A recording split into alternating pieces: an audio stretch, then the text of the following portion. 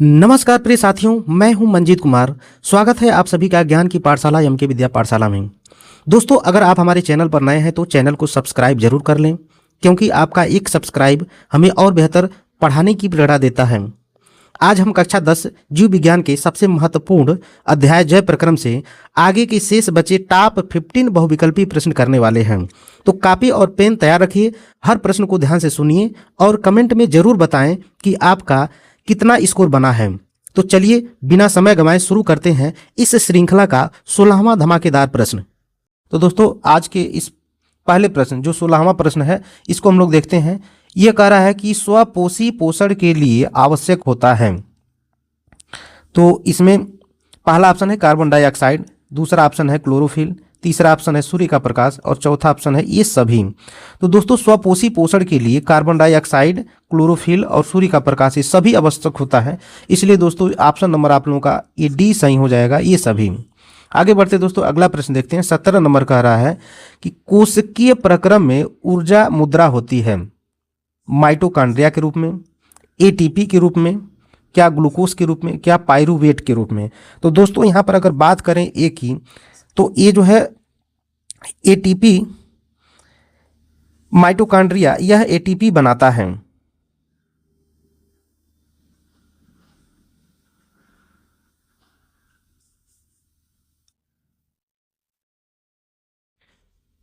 दोस्तों माइटोकॉन्ड्रिया ये खुद एटीपी का जो है निर्माण करता है, इसलिए ये नहीं होगा। उसके बाद दोस्तों अगला प्रश्न, आप अगला जो है विकल्प है जो सी नंबर, यह ऊर्जा का स्रोत होता है दोस्तों ग्लूकोज, तो इसलिए ये भी नहीं सही होगा। और ये चौथा ऑप्शन डी है, यह ग्लूकोज टूटने का ये निर्माण करता है पायरूवेट। इसलिए दोस्तों आप लोगों का जो ऑप्शन नंबर सही होगा वो हो जाएगा एटीपी। ऊर्जा की मुद्रा एटीपी के रूप में होती है। अगला प्रश्न देखते हैं दोस्तों, निम्नलिखित समीकरणों में से कौन सा समीकरण प्रकाश संश्लेषण प्रक्रिया माना जाता है।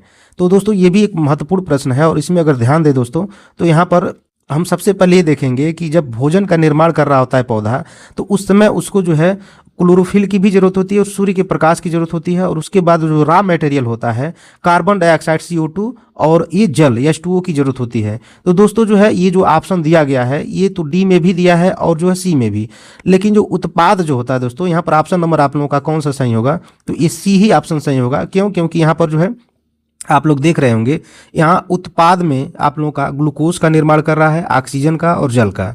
और यहाँ पर जो है दोस्तों एक कार्बन डाइऑक्साइड दे दिया, इसलिए गलत हो गया दोस्तों।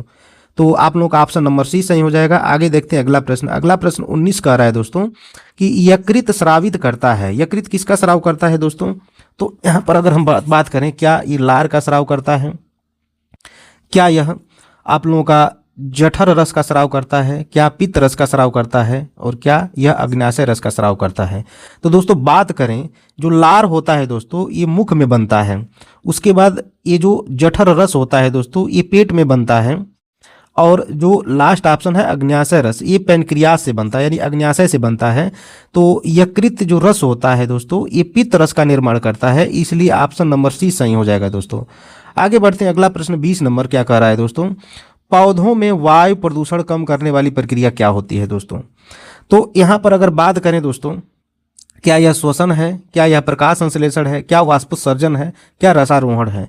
तो दोस्तों अगर ऑप्शन नंबर ए की बात करें तो ये जो CO2 छोड़ता है, तो इसलिए जो है यहाँ पर ये तो होगा नहीं। ऑप्शन नंबर अगर सी की बात करें वाष्पोत्सर्जन, तो इसमें केवल जलवाष्प जो है छोड़े जाते हैं दोस्तों, तो इससे भी वायु प्रदूषण कम नहीं होगा। और उसके बाद दोस्तों डी ऑप्शन आप लोगों का दिया है रसारोहण, ये पानी को ऊपर ले जाने की एक प्रक्रिया होती है।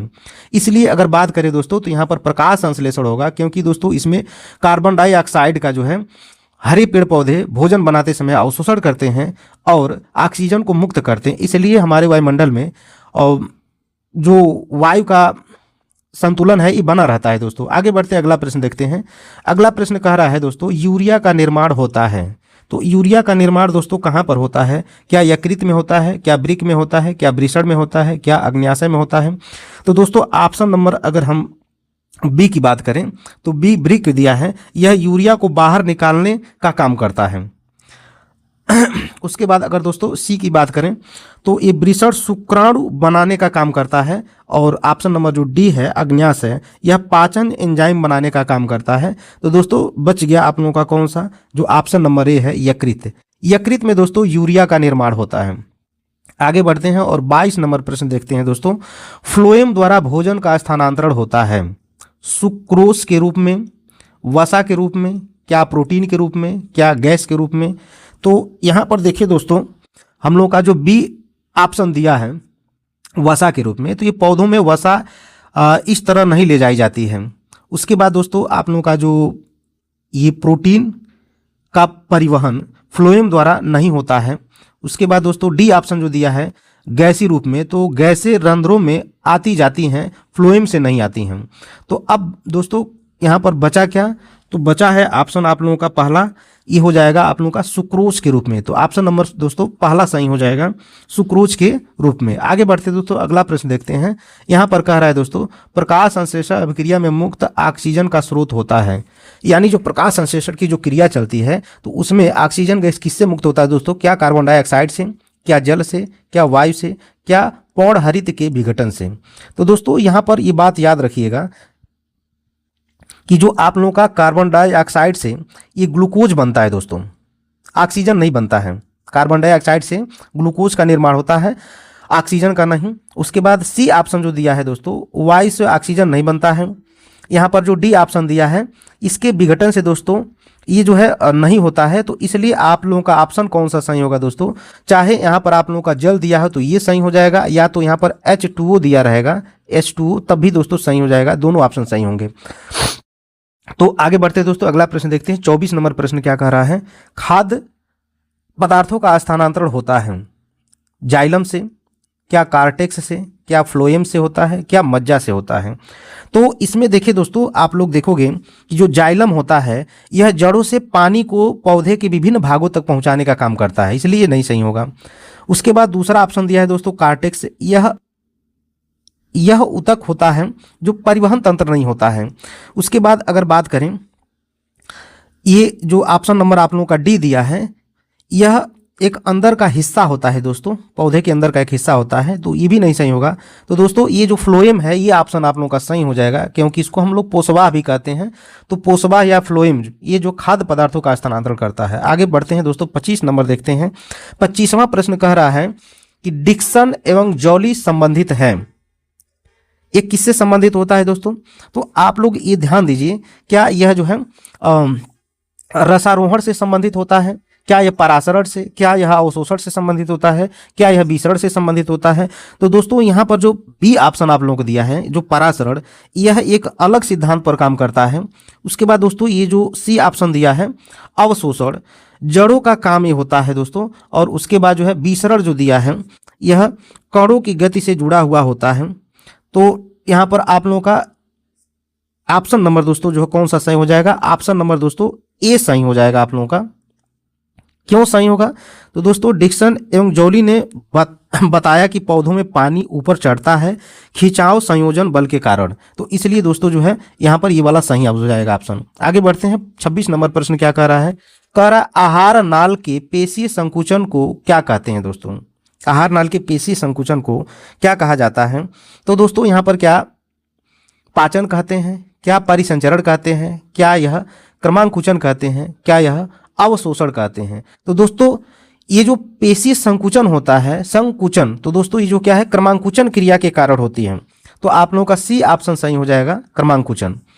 अगला प्रश्न देखें दोस्तों, अगला ग्लाइकोलाइसिस प्रक्रिया में क्या अंतिम उत्पाद प्राप्त होता है। ग्लाइकोलाइसिस की प्रक्रिया में अंतिम उत्पाद क्या होता है, क्या पायरुविक अम्ल होता है, क्या सिट्रिक अम्ल होता है, क्या ग्लूकोज होता है, क्या ग्लाइकोजन होता है। तो दोस्तों इसमें अगर देखें 27 नंबर में, तो जो आप लोगों का 20 बी वाला जो ऑप्शन है सिट्रिक अम्ल, यह अगले चरण में बनता है, तो इसलिए सही नहीं होगा। जो सी ऑप्शन दिया है दोस्तों, यह शुरुआत में होता है, अंत में नहीं होता है। और उसके बाद अगर डी की बात करें दोस्तों, तो यह भंडारण रूप होता है। ग्लाइकोजन ये जो है ग्लूकोज का भंडारण रूप होता है। तो इसलिए जो है आप लोगों का ऑप्शन दोस्तों पहला नंबर सही हो जाएगा, ये जो पायरुविक अम्ल है, ग्लाइकोलिसिस की प्रक्रिया में अंतिम उत्पाद पायरुविक अम्ल बनता है।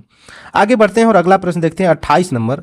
28 नंबर प्रश्न कह रहा है दोस्तों कि ग्लाइकोलाइसिस की प्रक्रिया संपन्न होती है, ये कहाँ पर संपन्न होती है? क्या कोशिका द्रव्य में, क्या राइबोसोम में, क्या माइटोकॉन्ड्रिया में, या अंतर प्रतिबेही जालिका में? तो यहाँ पर अगर देखिए दोस्तों, ये जो आप लोगों का 28 नंबर प्रश्न है, इसमें ये जो बी ऑप्शन दिया है राइबोसोम, ये प्रोटीन के संश्लेषण में काम करता है। जो सी ऑप्शन माइटोकॉन्ड्रिया दिया है, ये अगला चरण का होता है। तो ये दोस्तों क्या हो जाएगा? ये भी नहीं सही होगा। उसके बाद डी ऑप्शन जो दिया है, यह प्रोटीन संश्लेषण करता है, तो इसलिए ये भी नहीं सही होगा। तो लास्ट में आप लोगों का बचता है दोस्तों ये पहला ऑप्शन जो होता है, ये कोशिका द्रव्य में होता है। इसमें होता है दोस्तों कोशिका द्रव्य में ग्लाइकोलिसिस की प्रक्रिया।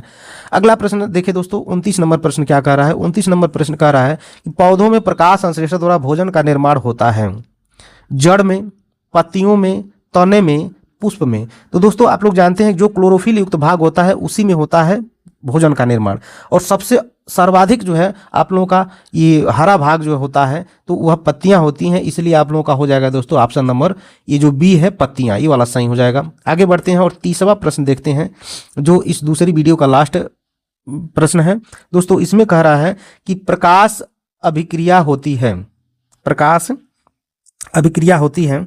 तो यहाँ पर देखिए दोस्तों, क्या ये प्रकाशीय अभिक्रिया माइटोकॉन्ड्रिया में होती है, क्या हरित लवक के ग्रेना में होती है, क्या हरित लवक के स्ट्रोमा में होती है, क्या राइबोसोम में होती है? तो दोस्तों एक बात याद रखिएगा आप लोग कि जो प्रकाशीय अभिक्रिया होती है यह जो है हरित लवक के ग्रेना वाले भाग में होती है, और जो अप्रकाशीय अभिक्रिया होती है या स्ट्रोमा वाले भाग में होती है।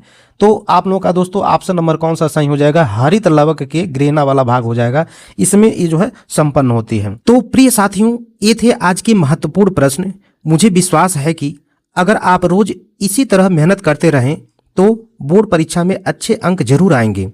वीडियो अच्छा लगा हो तो लाइक जरूर करें और अपने दोस्तों के साथ शेयर करना न भूलें। इस वीडियो में बस इतना ही, फिर मिलते हैं अगली वीडियो में कुछ और महत्वपूर्ण प्रश्नों के साथ। तब तक पढ़ते रहिए, बढ़ते रहिए। जय हिंद।